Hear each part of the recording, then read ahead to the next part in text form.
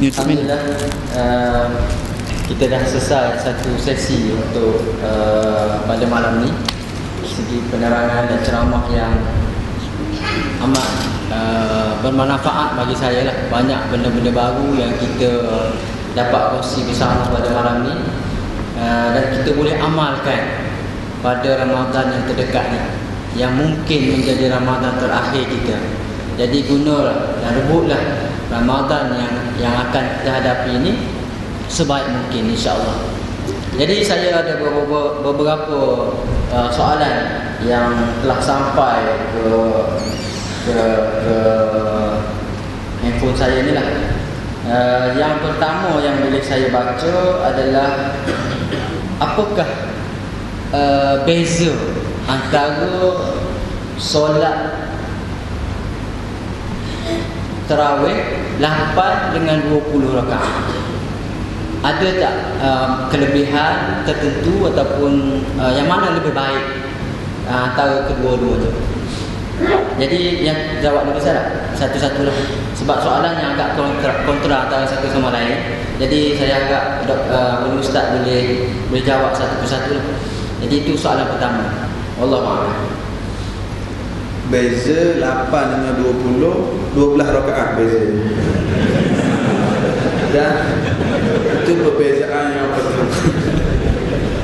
Benarnya perkara ini memang menjadi isu. Bukan zaman kita, bukan di tempat kita saja. Guna di Mesir guna berlaku semua kaki masjid. Tapi yang ni kata nak buat 8, nak ada tazkirah. Yang ni nak buat 20, gaduh. Yang ni nak 8, 20, sampai bermasam muka. Akhirnya dua-dua ni pergi jumpa Imam Hasan Al-Banna, ngadu masalah ni. Hasan Al-Banna tanya balik ke dua-dua ini, sembahyang tarawih wajib ke sunat? Dua-dua ni jawab sunat. Setuju sunat? Dua-dua setuju sunat. Ya, sunat. Kesatuan ummah, berkasih sayang, bersatu padu, wajib ke sunat? Itu wajib. Supaya umat Islam jadi kuat, wajib. Ya, setuju wajib. Hasan Banna kata kau kan bergaduh perkara sunat, mengabaikan perkara wajib. So jangan sampai kita bergaduh dalam isu macam ni. Bagus soalan macam ni.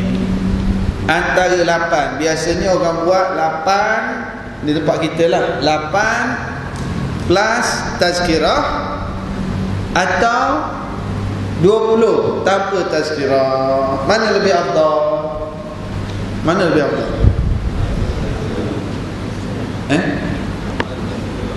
Yang 8 tazkirah kata ni peluang kita nak sampai dakwah, ni peluang kita nak sampai ilmu, ramai orang datang, ni peluangnya. Yang 20 kata sembahyang tarawih ni ada bulan Ramadan je, masa lain tak ada dah, ni peluang kita nak buat ibadat banyak. 20 ni nak buat majlis ilmu subuh boleh, hari khutbah Jumaat boleh. Yang nak buat 20, yang nak buat 8 ada alasan dia. Dah mana yang paling baik? 8 ke 20?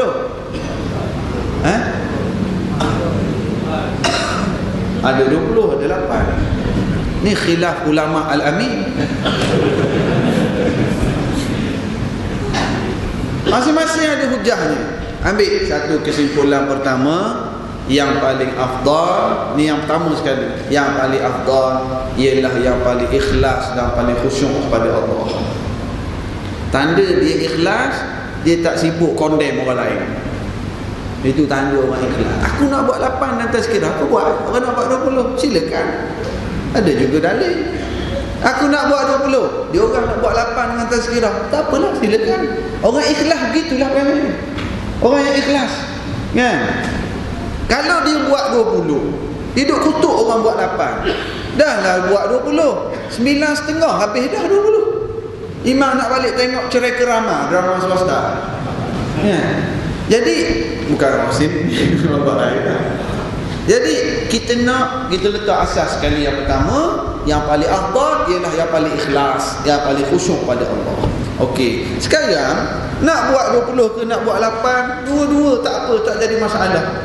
Ada hari kita rasa kita nak dengar tazkirah, kita dengar tazkirah. Ada hari nak sembahyang 20, cari masjid yang buat 20. Saya dimaklumkan masjid surau kita ni ada buat 8, ada buat 20 kan. Alhamdulillah. Kadang-kadang Yang marah buat 8 dan tazkirah, dia bukan semayang 20 pun. Lepas 8 tu pun dia balik tengok drama juga. Apalah buat tazkirah, ingatkan dia semayang 20 kan? Witir pun tak semayang, 8 terus balik. Nah, sebab apa? Sebab dia ni anggota lajnah mengkritik orang, biro kritik. Ya, kena ada wujudkan biro kritik. Surau masjid memang ada, siapa-siapa boleh masukkan dalam biro tu. Buat kerja tak bantu pun JK surau. Nak derma jauh sekali, nak tolong, tapi bak kritik nombor 1. Wujudkan exco kritik. Senang nama dia, ya. Tak apa, ya, bagi peluang kat dia. Ya. Jadi sekali lagi, yang confirm haram bergaduh dalam isu bergaduh, bermasam muka. Sebab yang wajibnya kita berkasih sayang, tapi alangkah baiknya untuk kita berikan peluang pada jemaah dapat 2 pahala. Pahala semayang dapat, pahala majlis ilmu pun dapat. Itu cantik sebenarnya. Dan dalam masa yang sama, kalau saya diberi pilihan, saya pilih yang 8 campur majlis ilmu. Tapi yang nak bawa 20 pun tak ada masalah, silakan. Ya, ini tak ada masalah, insya-Allah. Wallahu a'lam. Soalan kedua, salam, mohon Ustaz jelaskan kenapa orang Islam khususnya di Malaysia lebih menjaga puasa berbanding daripada solat. Mereka boleh berpuasa penuh tapi semayangnya tidak. Allah. Betul. Kadang-kadang puasa tapi tak semayang pun ada. Ada tak tuan-tuan? Orang yang puasa tapi tinggal semayang. Kalau orang kerja di pejabat, ada satu solat yang biasa dia tinggal, semayang apa? Asar. Tahu je macam biasa. Betul. Orang kerja pejabat ni banyak dia terlepas semayang asar. Minta maaf lah, bukan semua. Kalau bulan Ramadan ni, sebab balik kerja jalan memang jam, dan masing-masing kejar nak balik. Lewat sampai, tapi lewat tu dia sempat lagi singgah di satu tempat. Mana? Memang tahu sebab pasal Ramadan. Dia singgah lagi pasal Ramadan. Minta maaf, terutamanya kalau orang perempuan lagilah. Sebab orang perempuan ni dia berhenti cari lauk lagi, tak sempat masak, dia bajet tak sempat masak, dia cari lauk. Balik rumah tu nak panaskan lauk, nak letak nasi ni. Jadi kadang-kadang terlewat sangat semayang asar. Orang perempuan kadang-kadang 7.10 mama tak semayang lagi ni, dia sendiri cakap tu. Jadi kalau kita agak-agak memang jam, memang akan terlewat, sebelum keluar office tu selesaikan dulu. Selesai, tak payah zikir panjang-panjang, tak payah baca surah panjang-panjang. Selesai 4 rakaat tu, 4 rakaat tu selesai, baca tahiyat, bagi salam yang pertama, tak payah salam kedua, boom, bangun terus balik dah kot jam. Dah salam kedua kan sunat. Takut tak sempat sangat. Supaya kita tak terlepas semayang asar tu. Dan kalau lah agak Ustaz tak boleh, saya kena keluar dulu dari KL Ustaz. Kalau tidak memang jam tu, kena keluar dulu. Okey, keluar dulu, berhentilah RNA, masuk tol tu, semayang asar sekejap. Tak payah semayang panjang-panjang, 4 rakaat je. Memang 4 orang supaya kita jaga. Kalau itu orang yang kerja pejabat, yang tinggal semayang, orang berniaga. Orang berniaga bazar Ramadan, jual kuih, jual lauk, jual air, jual nasi. Itu semayang apa yang biasa dia tinggal? Itu banyak tinggal semayang maghrib. Sebab apa tinggal maghrib? Peak hour, customer paling ramai maghrib. Dia dengar azan maghrib, dia boleh bagi tahu orang beli. Kejap nak berbuka. Sunat berbuka cepat tahu. Dia buka. Maghrib tak semayang pun. Ini aman. Confirm rezeki tak berkat. Confirm duit yang dia dapat tu tak berkat, walaupun 3-4 kali ganda untung. Tinggal semayang. Persoalan tadi, kenapa berlaku begitu? Kenapa berlaku orang tak ada yang macam tu? Puasa dia jaga sangat. Puasa dia jaga. Kalau pergi ke Mekah, bahu ni nak tawaf kena Kaabah ni, kiri jaga bahu. Balik Malaysia, auratnya ke mana? Solatnya bukan bak semayang saja dia abad. Dalam niaga tipu orang, minta rasuah, dia pejabat claim overtime tipu. Sebab apa jadi macam tu? Dia panggil ibadat sekali-sekali. Pergi ke Mekah ni bukan selalu, sekali-sekali. Jadi dia jaga sungguh-sungguh. Duit banyak habis pergi ke Mekah ni, jadi nak jaga sungguh-sungguh. Puasa ni sekali-sekala, sebulan je dalam setahun, kena jaga sebulan. Solat ni dia dah rasa terlalu biasa, jadi dia ambil remeh. Sedangkan solat lagi hebat daripada puasa dan haji. Awwalu ma yuhasabu alaihi al-'abdu yaumal qiyamah as-salat. Perkara yang pertama sekali dicek, diaudit ialah solat di hari akhirat. Solat paling penting. Antara faktornya juga tidak dinafikan masalah kejahilan. Dia perlu, alhamdulillah kita di Selangor ni sekarang ni banyak majlis-majlis ilmu. Saya baru di Selangor ni baru tahun 2005, tapi saya rasa cukup terasa beberapa tahun kebelakangan ini majlis ilmu cukup banyak di masjid, di surau. Inilah yang akan develop kesedaran kita. Nak jaga puasa, solat pun kena jaga, jaga haji, niaga pun kena jaga. Semua kita jaga. Kesedaran ini inside out. Apa? Stephen Covey ke siapa sebut? Islam dah lama ajar inside out ni. Dengan ilmu akan menguatkan iman, kemudian akan menatijahkan amalan. Sekarang majlis ilmu cukup banyak. Surau kita, Masjid Hasanah tu tiap-tiap hari ada program. Surau-surau sekitar surau lain lagi banyak majlis ilmu. Stop ustaz pun ramai sekarang. Stop ustaz. Nak yang mana-mana? Nak yang muda, nak yang tua, nak yang kurus, nak yang gemuk, nak yang handsome, nak yang hodoh, nak yang lawak, nak yang serius, nak yang sedih, nak ustaz lelaki, nak ustaz puan. Ustaz puan tak ada, ustazah lah. Nak ustaz perempuan bahaya. Pula nanti. Nak ustaz lelaki, nak ustazah, nak yang mana-mana. Boleh pilih.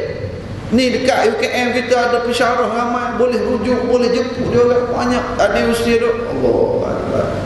We have no excuse dengan Allah di hari akhirat nanti.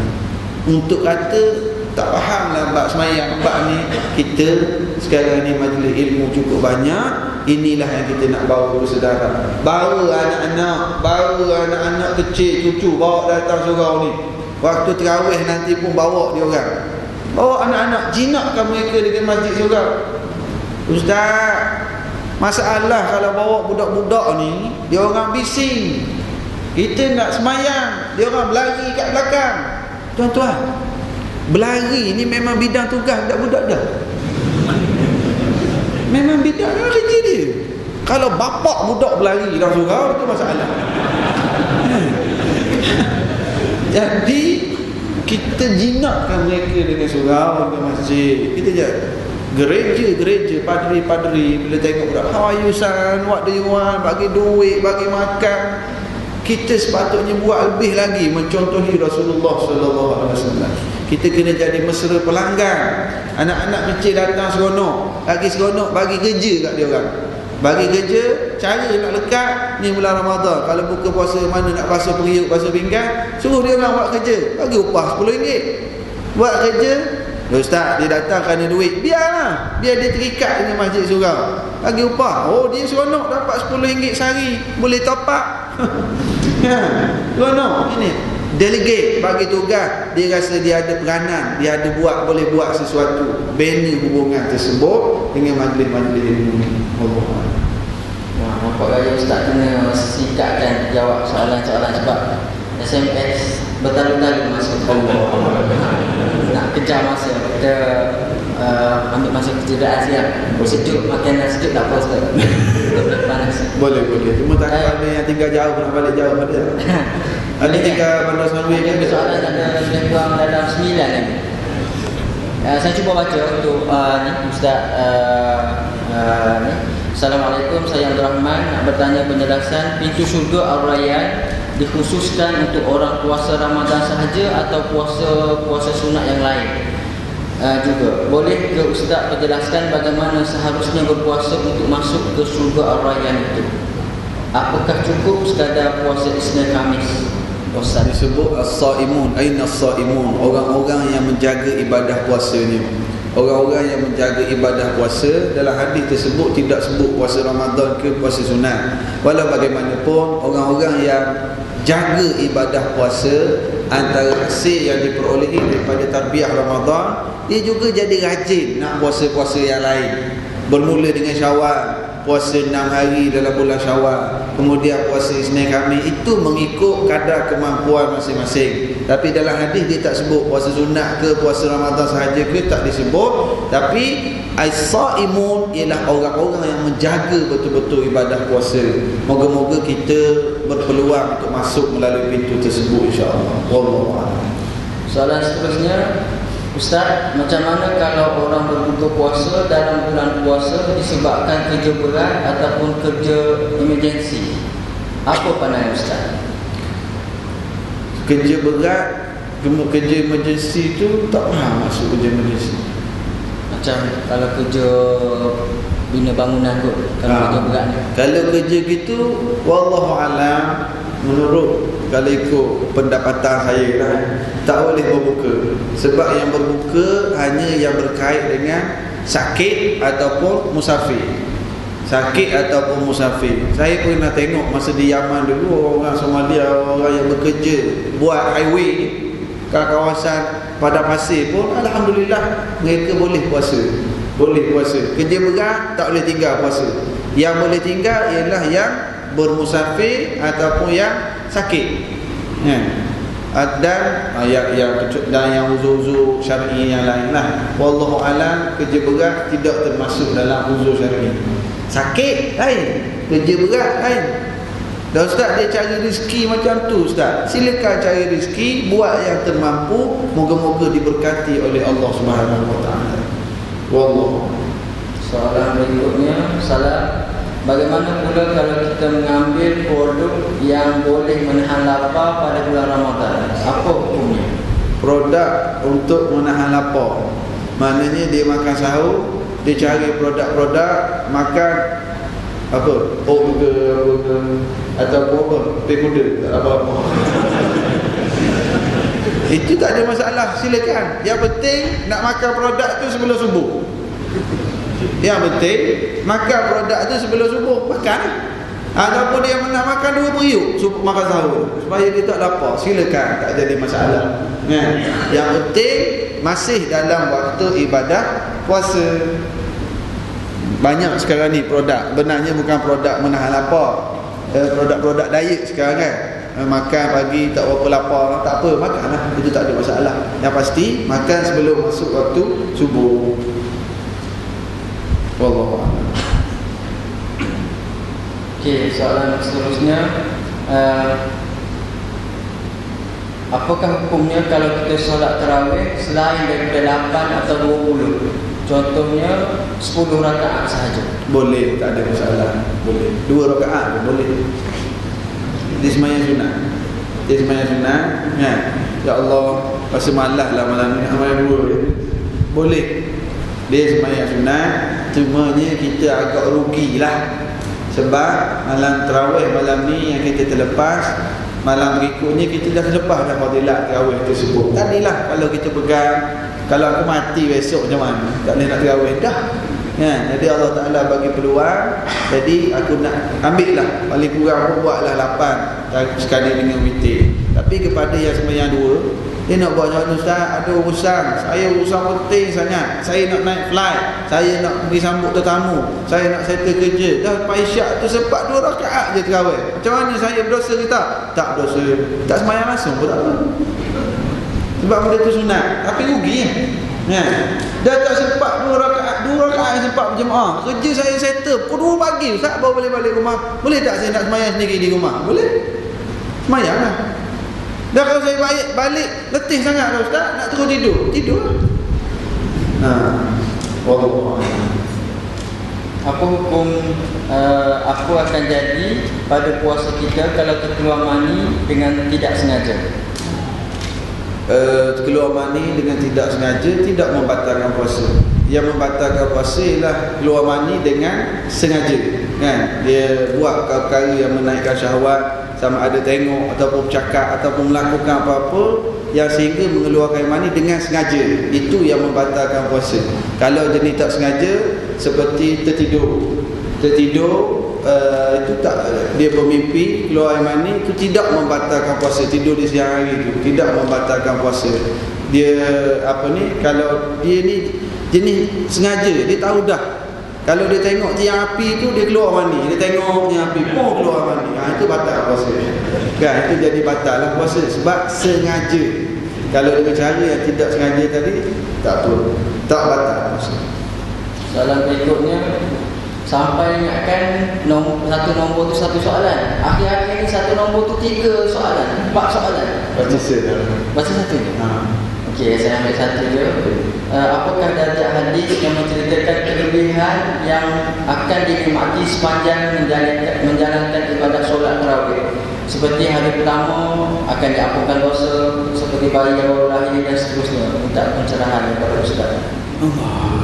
Dalam bab ilmu hadis, para ulama mengkategorikan hadis. Ada hadis yang mutawatir, ada hadis yang sahih, ada hadis yang hasan, ada hadis yang dhaif, ada hadis yang maudhu'. Ada yang levelnya, authority-nya, ada syarat-syaratnya yang memang kuat untuk dijadikan dalil untuk kita berhujah. Ada hadis yang kurang sikit daripada mutawatir, ada yang sahih, kemudian kurang sikit hadis yang hasan, ada juga hadis-hadis yang dhaif. Bahkan tapi ulama bincang hadis dhaif ada dalam bab fadailul a'mal, masih lagi boleh beramal walaupun tidak sampai peringkat hasan, tapi ada bab-bab tertentu. Wallahu alam. Kalau dalam hadis biasanya disebarkan, biasa ditampak hadis tarawih malam pertama ibadat ni dapat begini yang banyak tu, itu disebut oleh para ulama sebahagian daripada hadis yang maudhu', hadis palsu. Dia dalam sejarah Islam ada orang yang mereka-reka hadis. Kenapa reka hadis? Ada beberapa jenis manusia yang reka hadis. Antara yang reka hadis sebab politik. Jadi dia reka-reka hadis memuja kabilah ketua dia. Dia kata Rasulullah kata, tapi dia nak angkat golongan dia. Orang-orang Syiah reka hadis untuk guna untuk politik. Ada orang yang reka hadis untuk bisnes dia.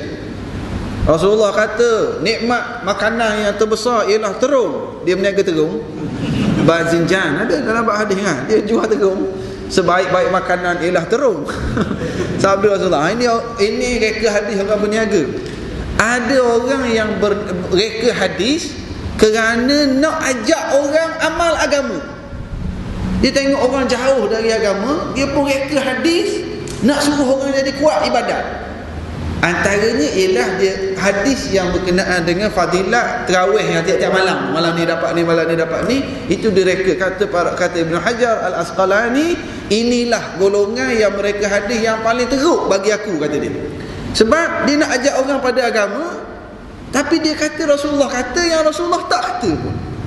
Dia reka kalau baca surah ni jadi begini, baca ayat ni jadi begini, baca ayat Quran. Ini antara min asyaddil maudhu', antara hadis maudhu' yang sangat-sangat dibenci oleh ulama. Nak ajak orang pada agama, kamu pergi reka hadis, mana boleh. Sedangkan hadis-hadis yang sahih banyak. Hadis berkenaan dengan fadilat puasa ni banyak yang sahih, yang hasan. Kenapa dia reka hadis?